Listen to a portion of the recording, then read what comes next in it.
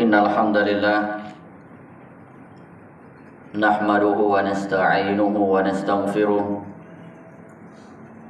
wa na'udzu billahi min shururi anfusina wa min sayyiati a'malina. Man yahdihillahu fala mudilla lahu wa man yudlil fala hadiya lahu. Ashhadu an la ilaha illallah wahdahu la syarika lahu wa ashhadu anna Muhammadan abduhu wa rasuluh. Allahumma salli wa sallim wa barik ala nabiyyina wa habibina al-Mustafa wa ala alihi wa sahbihi wa man tabi'ahum bi ihsanin ila yaumiddin, amma ba'd. Usikum wa nafsi bi taqwallah faqad faza al-muttaqun. Faqala ta'ala fi kitabihil karim, a'udzu billahi minasy syaithanir rajim. Bismillahirrahmanirrahim. Ya ayyuhalladzina amanu taqullaha haqqa tuqatih wa la tamutunna illa wa antum muslimun. Ya ayyuhan nasu taqu rabbakumul ladzi khalaqakum min nafsin wahidah wa khalaqa minha zawjaha wa bassa minhuma rijalan katsiran wa nisaa'a wattaqullaha alladzi tasaaluna bihi wal arham innallaha kana 'alaikum raqiba. Wa qala aidan, man 'amila salihan min dzakarin aw unsa wa huwa mu'min falanuhyiyannahu hayatan thayyibah wa lanajziyannahum ajrahum bi ahsani ma kanu ya'malun. Ma'asyiral muslimin, jamaah Jumat yang dimuliakan dan dirahmati oleh Allah Subhanahu wa taala. Pertama-tama marilah kita senantiasa bersyukur kepada Allah Subhanahu wa taala atas karunia dan berbagai macam kenikmatan yang Allah Subhanahu wa taala berikan kepada kita. Dengan karunia tersebut kita manfaatkan dengan sebaik-baiknya untuk mendekatkan diri kita kepada Allah Subhanahu wa taala. Dan dengan karunia tersebut juga kita manfaatkan dengan sekuat tenaga kita untuk menjauhkan diri kita dari hal-hal yang dapat merusak kualitas ibadah kita kepada Allah Subhanahu wa taala. Salam dan salawat kita peruntukkan kepada junjungan Nabi besar kita Rasulullah Muhammad sallallahu alaihi wasallam, Nabi yang menjadi qudwah kita, yang kemudian kita jadikan sebagai suri tauladan di dalam menjalankan ibadah kita kepada Allah Subhanahu wa taala. Ma'asyiral muslimin, jemaah Jumat yang berbahagia, hari Jumat adalah hari yang paling mulia di antara hari-hari yang lainnya. Rasulullah SAW menyebut hari Jumat sebagai Sayyidul Ayyam, hari yang paling mulia, hari yang paling istimewa di antara hari-hari yang lain. Maka di hari Jumat yang mulia ini beberapa sunnah yang diajarkan oleh Rasulullah SAW untuk kemudian kita amalkan. Yang pertama adalah kita dianjurkan untuk membaca surah Al-Kahfi. Rasulullah SAW bersabda, man qara'a surat Al-Kahfi fi yaumil jum'ah adha'a lahu nuran ma bainal jum'atain. Barang siapa yang membaca surah Al-Kahfi di hari Jumat atau pada malamnya, maka dia akan disinari dua cahaya hingga dua Jumat, yaitu Jumat yang telah lalu dan Jumat yang akan datang. Selanjutnya juga kita diperintahkan untuk banyak bersolawat kepada Rasulullah sallallahu alaihi wasallam di hari Jumat. Kata Rasulullah, man shalla alayya wahidatan sallallahu alaihi asyran. Siapa yang bersolawat kepadaku satu kali, maka Allah Subhanahu wa taala akan bersolawat kepadanya sebanyak 10 kali. Dan di hari Jumat ada satu kesempatan yang mana ketika kesempatan itu kita manfaatkan untuk bermunajat dan berdoa kepada Allah Subhanahu wa taala, maka kata Rasulullah SAW, doanya pasti akan dikabulkan oleh Allah Subhanahu wa taala. Dan waktu tersebut sepakat para ulama, waktu yang dimaksud oleh Rasulullah adalah setelah selesai waktu asar hingga menjelang maghrib. Maka inilah waktu yang paling mustajab, yang paling mulia di hari Jumat, yang kemudian kita manfaatkan dengan sebaik-baiknya untuk bermunajat dan berdoa kepada Allah Subhanahu wa taala. Hadirin jemaah Jumat yang berbahagia,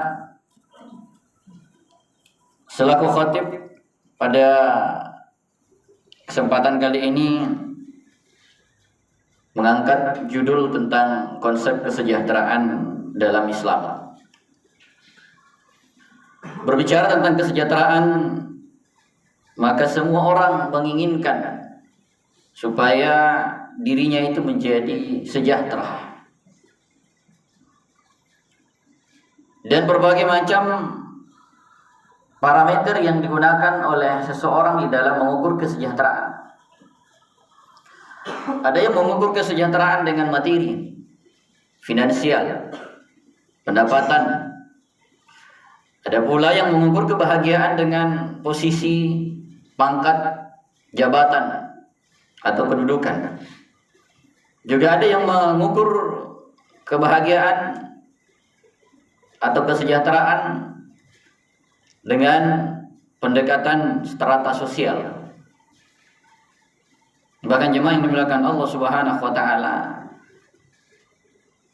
ada orang yang mengukur kesejahteraan dengan ibadah kepada Allah Subhanahu wa taala. Ketika kita berbicara secara global dalam konteks ekonomi konvensional, maka indikator-indikator yang digunakan untuk mengukur tingkat kesejahteraan seseorang itu adalah yang sifatnya material, yang sifatnya finansial. Jadi finansial, pendidikan, kesehatan, dan properti. Bahkan di tahun 90-an, 80 menuju ke tahun 90-an, oleh organisasi dunia, yaitu Indeks Pembangunan Manusia, merilis bahwa kategori orang sejahtera dilihat dari postur tubuhnya. Dikatakan bahwa semakin besar tubuh seseorang, itu dikatakan semakin sejahtera. Akan tetapi di awal-awal tahun 2000-an itu kembali dirilis bahwa orang yang sejahtera itu adalah orang yang memiliki banyak finansial, pendidikannya tinggi, kemudian punya tempat tinggal yang layak, kesehatan yang baik.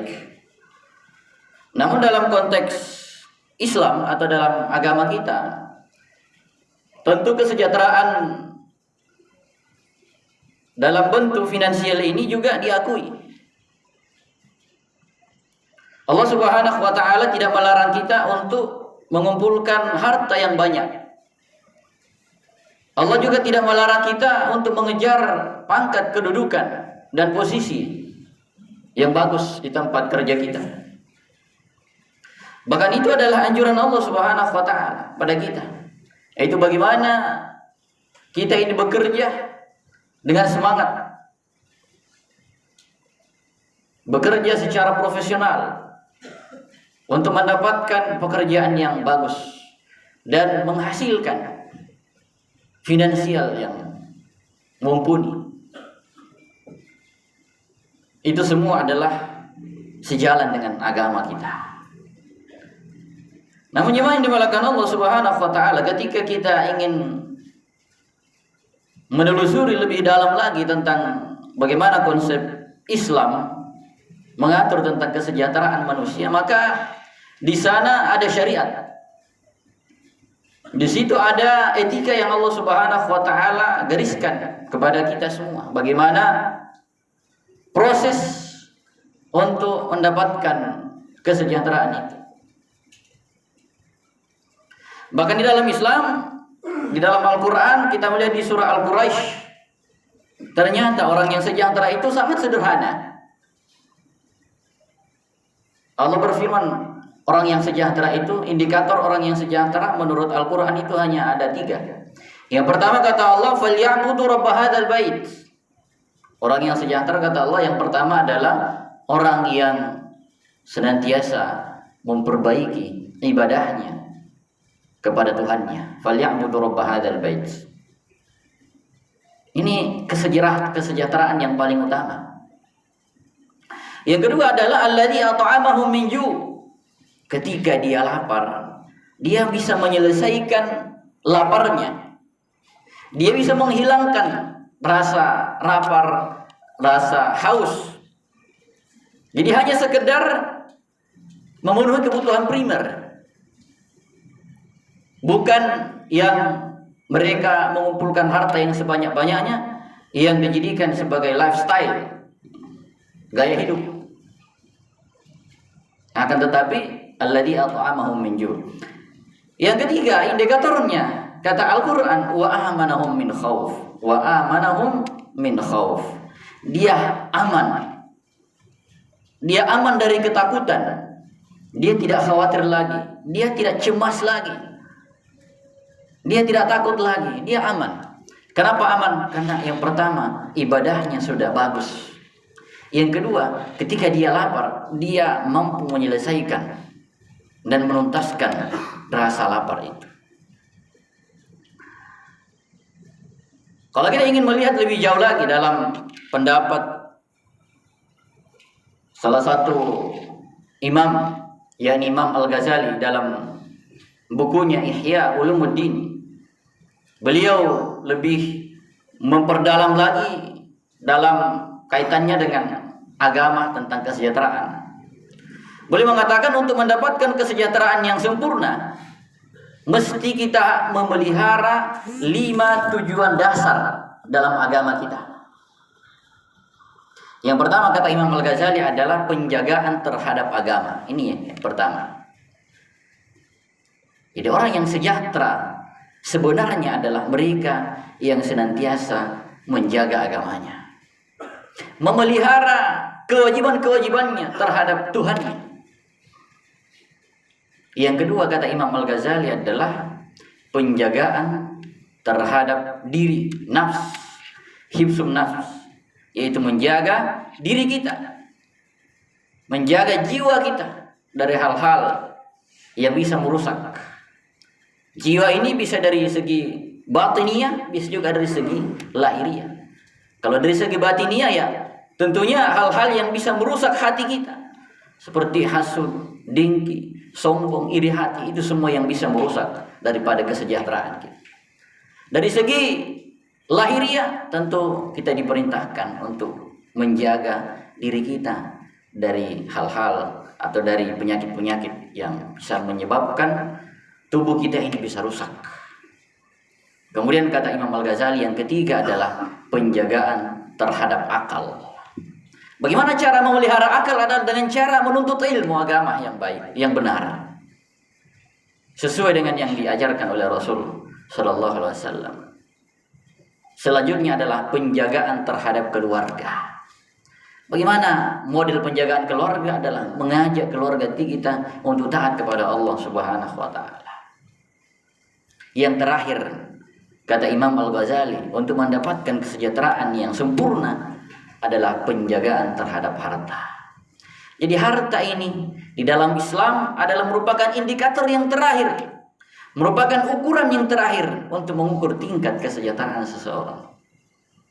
Ternyata poin yang paling pertama tentang kesejahteraan di dalam Islam adalah mereka yang senantiasa menjaga ibadahnya. Mari kita buktikan dengan beberapa ayat Al-Quran. Di awal khutbah tadi Khatib membacakan salah satu ayat di dalam Al-Quran tentang kesejahteraan.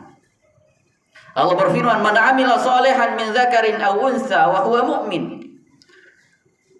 Barang siapa yang mengerjakan amal soleh, min dzakarin aw unsa, baik mereka dari golongan laki-laki maupun dari golongan perempuan, wa huwa mu'min, kemudian dia mengaku beriman kepada Allah Subhanahu wa taala, falanuhyiyannahu hayatan thayyibah, maka Allah Subhanahu wa taala akan memberikan kehidupan yang baik. Kehidupan yang baik ini diterjemahkan oleh Imam Al-Ghazali adalah mereka yang mampu memberikan maslahah, mampu memberikan kesejahteraan.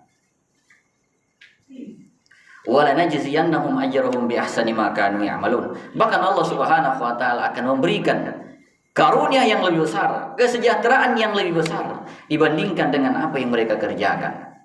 Di ayat yang lain di surah At-Talaq, Allah berfirman, "Wa may yattaqillaha yaj'al lahu makhraja."